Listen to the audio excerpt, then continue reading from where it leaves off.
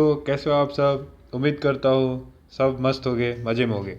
तो बच्चों, हम आ गए हैं अपने वर्क एनर्जी पावर के तीसरे लेक्चर में, जहाँ पे हम देखेंगे कि work done by spring force क्या होता है और work done by gravitational force क्या होता है। ठीक है, तो अब देखो यहाँ पे हम जो डिस्कस करेंगे वो है work done by spring force. तो पहले मैं देखो ये क्या है, स्प्रिंग ले रहा हूँ, एक स्प्रिंग ले रहा हूँ ऐसा। देखो ये स्प्रिंग लिया ऐसा, ठीक है, यहाँ पे, और उसका दूसरा एंड ये रख रहा हूँ, ठीक है। यहाँ पे एक suppose small mass m attach कर दिया। अभी ये जो स्प्रिंग है वो कैसी है, नेचुरल लेंथ पोजीशन पे है, नेचुरल लेंथ पे है, ये है जो है वो नेचुरल लेंथ पे है, नेचुरल लेंथ पे है, ठीक है। अभी मैंने इसको क्या किया, अभी देखो मैंने क्या किया इसको, कि थोड़ा सा एक्सटेंड करना शुरू किया यहाँ से।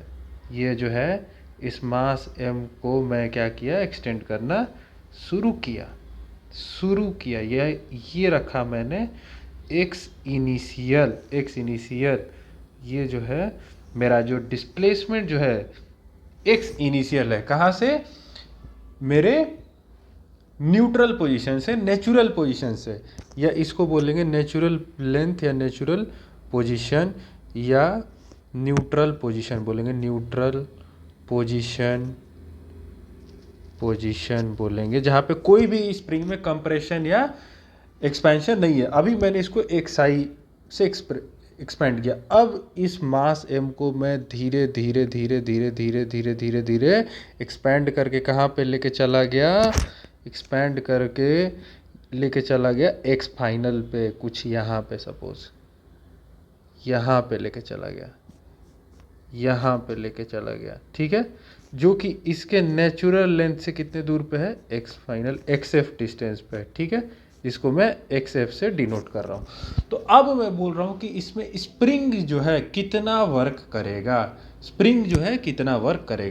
तो बताओ वर्क क्या होता है। वर्क होता है sir F dot D S, यही होता है F dot D S normal.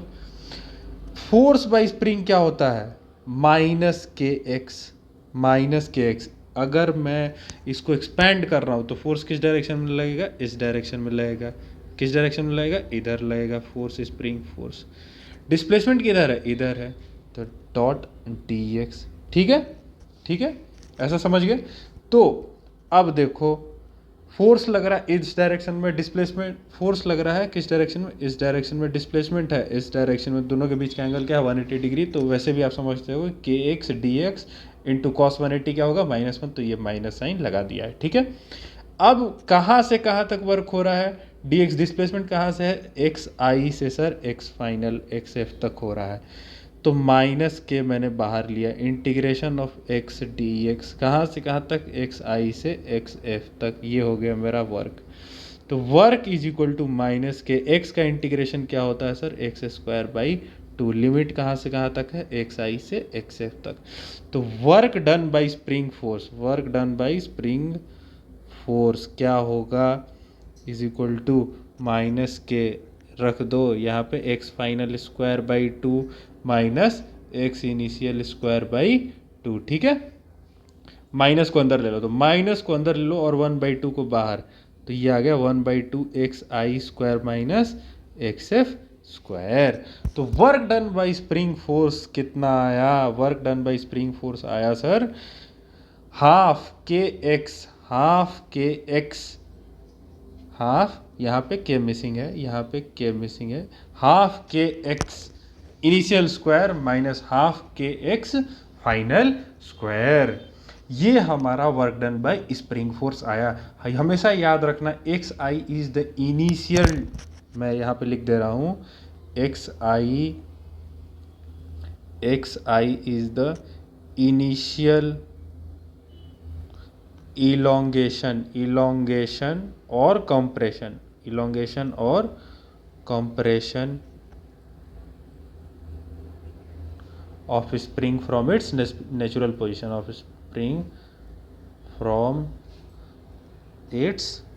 Natural position, natural position, ठीक है। फिर एक्स फाइनल कितना, is the final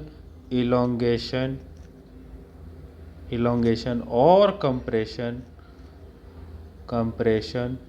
of spring from its natural position, ठीक है। समझ में आई बात। तो मेनली आपको ये फॉर्मूला याद रखना है और ये चेक करना है कि इनिशियल पोजीशन से कितना एक्सटेंशन पहले था और बाद में कितना एक्सटेंशन या कंप्रेशन था, उससे हमारा डायरेक्ट जो है स्प्रिंग कितना वर्क कर रहा है वो हमारा निकल के आ जाएगा, ठीक है। तो अब हम मूव करते हैं अपने नेक्स्ट टॉपिक पे, जिसका नाम है work done by gravitational force. अब देखो work done by gravitational force हम कैसे निकालेंगे। यहाँ पे है मेरा सपोज अर्थ सरफेस है और यहाँ से सपोज मास m रखा हुआ है, ठीक है। अगर इस मास m को ये मैं क्या कर रहा हूँ, ऊपर ले जा रहा हूँ, ठीक है, पकड़ के ऊपर ले जा रहा हूँ, तो work done by gravitational force क्या होगा, ग्रेविटेशनल फोर्स क्या होगा, एफ डॉट डी एस होगा, वही होगा F dot D S. Height H पे लेके गया मैं, ठीक है। तो F dot D S, F force किधर लग रहा है, नीचे की तरफ, कितना एम जी, और डिस्प्लेसमेंट किधर है, ऊपर की तरफ। तो फोर्स और डिस्प्लेसमेंट के बीच का एंगल है 180 डिग्री, मतलब थर्ड केस है, मतलब एफ कितना है एम जी, डी एस कितना है, सपोज ये है डी एस, ठीक है, ऊपर की तरफ, और कितना एंगल है 180, तो 180 मतलब -1, ठीक है, एफ डॉट डी एस। तो अब -1 को बाहर ले लिया, -1 बाहर ले लिया, इंटू एम जी को भी बाहर ले लिया और इंटीग्रेशन कर दिया डी एस, कहाँ से कहाँ तक, एच, ये डी एस डिस्प्लेसमेंट कहाँ से है, जीरो से लेके एच तक है, तो वर्क कितना हुआ -mgh। Work done by gravity is what, -mgh, ठीक है। और देखो ध्यान से, अब मैं क्या कर रहा हूँ, यहाँ से मास m को, दूसरा केस, ये केस 1 है, ये दिस इज केस 1, ठीक है। अब मैं ले रहा हूँ केस 2 क्या है कि सपोज यहाँ पे मास m है और यहाँ पे है जो है ग्राउंड सरफेस। अब यहाँ से मास m जो है नीचे आ रहा है, ठीक है। तो वर्क डन बाय ग्रेविटी कितना होगा, वर्क डन बाय ग्रेविटी होगा sir, work done by gravity F dot D S, simple. तो एफ कितना है एम जी, डी एस किधर है, नीचे की तरफ है डी एस, और हाइट कितना है टोटल एच, तो डी एस डिस्प्लेसमेंट भी नीचे की तरफ है, तो D S into cos 0 degree, क्योंकि फोर्स और डिस्प्लेसमेंट के बीच का एंगल कितना है 0 डिग्री, तो कॉस 0 इज 1, ठीक है। तो एम जी बाहर ले लिया, इंटीग्रेशन ऑफ डी एस, कहाँ से कहाँ तक, हाइट कितना है total, D S displacement H, 0 से लेके एच तक, यहाँ पर डिस्प्लेसमेंट मैं यहाँ से 0 मान रहा हूँ, तो ये टोटल कितना नीचे कवर किया एच, और यहाँ पे हाइट मैं एच मान रहा हूँ, ठीक है, इस वाले पोजीशन पे एच, ठीक है। तो वर्क कितना हुआ एम जी, डी एस का होगा इंटीग्रेशन एस, 0 से लेके एच, तो कितना हुआ work done M G H, ठीक है। तो work done by gravity is M G H. तो ध्यान रखो, क्या ध्यान रखना है कि ये वाला पार्ट, अगर हमारा ग्रेविटेशनल फोर्स के अपोजिट डायरेक्शन में, मतलब ग्रेविटी कितना रखती है अर्थ की तरफ, अगर उसके अपोजिट डायरेक्शन में मूवमेंट हो रहा है, अगर अपोजिट डायरेक्शन में डिस्प्लेसमेंट है, तो -mgh होगा। अगर ग्रेविटेशनल फोर्स के डायरेक्शन में अगर मूवमेंट है, मोशन है, डिस्प्लेसमेंट है, तो होगा वर्क डन mgh। तीसरा इंपॉर्टेंट पॉइंट इसमें क्या है, तीसरा इंपॉर्टेंट पॉइंट ये है इसमें कि work done by gravity is independent of path because gravitational force is what, conservative in nature. तो important point, triple P point में लिखाने जा रहा हूँ, ध्यान रखना, ये हमेशा इंपॉर्टेंट है, बहुत इंपॉर्टेंट है।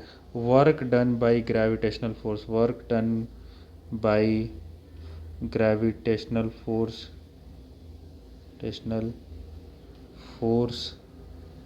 इज इंडिपेंडेंट, ये पिछले लेक्चर में भी बता चुका हूँ, independent of path because it is conservative in nature, it is conservative force, conservative in nature और कंजर्वेटिव फोर्स। ठीक है, तो अगर इस मास को मैं ऐसे लेके जाऊं या ऐसे लेके जाऊं या सीधे ऐसे ऊपर लेके ऐसे जाऊं, तीनों केस में अगर मैं यहाँ W1 लिखूं, यहाँ W2 लिखूं और ये W3 लिखूं, तो W1 is equal to W2 is equal to W3, किसी केस में जो होगा वर्क डन वो सेम ही होगा, कैसे भी लेके जाओ। फिर एक ऐसे इधर इस केस में ले लो या ऐसे लेके आओ, कैसे भी लेकर के आओ, आपका जो वर्क डन होगा, ये सपोज मैं W1 बोल रहा हूँ, इसको W2 और W3, तीनों सिचुएशन में वर्क डन क्या होगा, सेम होगा, W1 is equal to W2 is equal to W3। ठीक है, समझ में आई बात। तो आप हमेशा एक काम करो, जब भी ग्रेविटेशनल फोर्स लग रहा है और उसके कारण वर्क डन निकालना है, तो हमेशा always resolve the displacement in the direction of the gravitational force. ये ट्रिपल पी पॉइंट फर्स्ट है और ट्रिपल पी पॉइंट सेकेंड में लिखा रहा हूँ, triple P point second. Always try to resolve, always resolve displacement in direction of gravitational force, in direction of gravitational force, ठीक है, समझ में आई बात। उससे आपका काम आसान होगा, उससे आपका काम ऐसे आसान हो जाएगा कि सीधे आप mgh या माइनस mgh वर्क डन लिख दोगे। ठीक है, तो चलो बच्चों अब इस पे हम एक क्वेश्चन करेंगे। अ block of mass 5 kg slides down the inclined plane of inclination 30 degree and length 10 meter. Find the work done by the force of gravity. ठीक है, तो देखो अभी क्या है, मेरा इंक्लिनेशन ऐसा है, ठीक है, यहाँ से मेरा इंक्लिनेशन है, ठीक है। अब बोल रहा है a block of mass 5 kg slides down an incline plane, यहाँ से मेरा ब्लॉक है, ये है मास m कितना है, 5 kg का है, slides down an incline plane of inclination 30 degree and length 10 metre, ये कितना है, लेंथ है 10 मीटर, ठीक है, 10 metre. Find the work done by the force of the gravity. देखो इसको मैं दो मेथड से बताऊंगा और इसको प्रूव करूंगा कि ग्रेविटेशनल फोर्स का जो वर्क डन है which is independent of the path. देखो इस पे जो फोर्स लग रहा है, पहला फोर्स जो लग रहा है वो कैसा लग रहा है, इधर लग रहा है, कौन सा फोर्स, mg मतलब mg, और इसका इस डायरेक्शन में कंपोनेंट कितना होगा, mg cos थीटा होता है, cos थीटा, इस डायरेक्शन में कितना होता है, mg sin थीटा होता है, mg sin थीटा, यही होता है। अब देखो मैं वर्क डन बाय ग्रेविटी क्या इस डायरेक्शन में इस लेंथ को कंसिडर करके निकालूंगा, ये 10 मीटर वाले लेंथ को कंसिडर करके निकालूंगा। मैंने क्या बोला था, पहला रूल में यही बोला था जब वर्क डन वाला लेक्चर करा रहा था कि resolve the forces either in the direction of displacement और resolve displacement in direction of forces, यही करेंगे। तो पहला मैं रूल फॉलो किया कि क्या किया मैंने, फोर्स को डिस्प्लेसमेंट के डायरेक्शन में रिजॉल्व कर लिया और उसके परपेंडिकुलर रिजॉल्व कर लिया, तो इसके कारण जो है वर्क डन कितना होगा, वर्क डन 0 होगा, क्यों, क्योंकि वो डिस्प्लेसमेंट के परपेंडिकुलर है, तो इस कंपोनेंट के कारण वर्क डन आएगा। तो इस कंपोनेंट के कारण वर्क डन जो आएगा तो वो कितना होगा, work done is mg sin theta into displacement कितना है, d विच इज 10 मीटर, यही है। Work is equal to what, F into D, क्योंकि फोर्स और डिस्प्लेसमेंट के बीच का एंगल कितना है, 0 डिग्री, ठीक है। तो m कितना है 5, g कितना है 10, साइन थीटा sin 30 कितना होता है 1/2 इंटू 10, ठीक है। तो यहाँ से 2 5 10 विच इज 250 न्यूटन, ठीक है, 250 जूल्स, यही आएगा, वर्क डन आया, ठीक है। पहला method, first method, this is first method, जिसमें मैंने बताया था कि resolve the forces into the direction of displacement and perpendicular to that, जहाँ पे मेरा work done by parallel force, जिस डायरेक्शन में डिस्प्लेसमेंट है उस डायरेक्शन में फोर्स का जो कंपोनेंट रिजॉल्व हो गया है वही काम करेगा। जो परपेंडिकुलर डायरेक्शन में कंपोनेंट है उसका काम नहीं होगा, क्योंकि उसका और डिस्प्लेसमेंट के बीच का एंगल क्या है, 90 डिग्री है। इसलिए जो है परपेंडिकुलर कंपोनेंट का जो वर्क डन होगा वो जीरो होगा, और जो पैरेलल कंपोनेंट है डिस्प्लेसमेंट के डायरेक्शन में है उसके कारण जो वर्क डन आएगा वो कैसे निकलेगा, एफ डॉट डी एस है। ठीक है, अब देखो दूसरा मेथड मैं क्या यूज़ कर रहा हूँ, दूसरा मेथड मैं यूज़ कर रहा हूँ, देखो यहाँ से ध्यान से, दूसरा ये यूज़ कर रहा हूँ, ये देखो ये है मेरा, ये है मेरा वेज। ठीक है, यही था, यहाँ पे मास में मेरा मास m था, यहाँ पे इस पर ग्रेविटेशनल फोर्स लग रहा था mg, ये कितना था, थीटा इज इक्वल टू 30, और ये लेंथ कितना था, 10, यही था। दूसरा केस मैंने बोला था कि अगर ग्रेविटेशनल फोर्स लग रहा है तो try to resolve the displacement in the direction of the gravitational force. तो ये 10 डिस्प्लेसमेंट है और इसको मैं ग्रेविटेशनल फोर्स के डायरेक्शन में रिजॉल्व करूंगा, तो मतलब इस डायरेक्शन में कितना डिस्प्लेसमेंट है, ये 30 है, तो ये डिस्टेंस कितना होगा, 10 cos 30, और डायरेक्शन ऑफ फोर्स के डायरेक्शन में, डायरेक्शन ऑफ फोर्स जिधर लग रहा है उस डायरेक्शन में डिस्प्लेसमेंट जो है वो कितना होगा, 10 sin 30। तो इस केस में जो मेरा सेकेंड मेथड, उस केस में मेरा वर्क डन कितना निकल के आया, work done is what, mg force लग रहा है, डिस्प्लेसमेंट कितना है, 10 sin 30, तो मास कितना है, मास है 5, gravitational force 10 into sine 30 is 1/2, 2 5 या 10, 5 5 या 25, 250 जूल्स। समझ में आई बात मेरी? तो कॉन्सेप्ट देख रहे हो, दोनों केस में सेम आया वर्क डन। तो work done by the gravitational force is independent of path, और कॉन्सेप्ट मैंने क्या लगाया, वही रूल मैं बार बार लगा रहा हूं, पांडे पावर पॉइंट वाला, कि either resolve the forces in the direction of displacement and perpendicular to that, और resolve the displacement in the direction of forces. दोनों में से एक काम कर लेना है। और ग्रेविटेशनल फोर्स लग रहा है तो हमें मैक्सिमम यही कोशिश करना है कि जो मेरा डिस्प्लेसमेंट का डायरेक्शन है वो किस डायरेक्शन में मैं रिजॉल्व करूं, ग्रेविटेशनल फोर्स के डायरेक्शन में रिजॉल्व करूं, जो कि मैं सेकंड केस में ये किया। सेकंड केस में मैंने क्या किया, यही किया, ये जो कंपोनेंट निकाला which is displacement in direction of force, displacement component in direction of force, ठीक है। और इस केस में क्या था, ये वाला क्या था, ये था फोर्स कंपोनेंट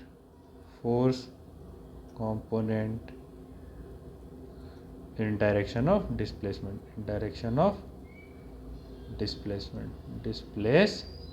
ठीक है। तो इस तरीके से हमने इस कॉन्सेप्ट को भी कवर कर लिया। ठीक है दोस्तों, मिलेंगे अपने अगले लेक्चर में जहां पे हम वर्क एनर्जी थ्योरम और बहुत सारे कॉन्सेप्ट डिस्कस करेंगे, उस पर बहुत सारे क्वेश्चंस करेंगे, लेकिन इन कॉन्सेप्ट्स को हम आगे वाले लेक्चर्स में भी यूटिलाइज करेंगे। तब तक से आप और सारे क्वेश्चंस इस पे प्रैक्टिस कर सकते हैं। कॉन्सेप्ट को समझिए, वीडियो लेक्चर को दोबारा देखिए, अपने से खुद डेरिवेशन कीजिए, आपको और ज़्यादा क्लैरिटी आएगी। और जो भी मैं पांडे पावर पॉइंट PPP बता रहा हूँ उसको आप फॉलो करिए, आपको कोई भी दिक्कत नहीं आएगी। तब तक से एंजॉय करिए, मस्त रहिए, जय हिंद।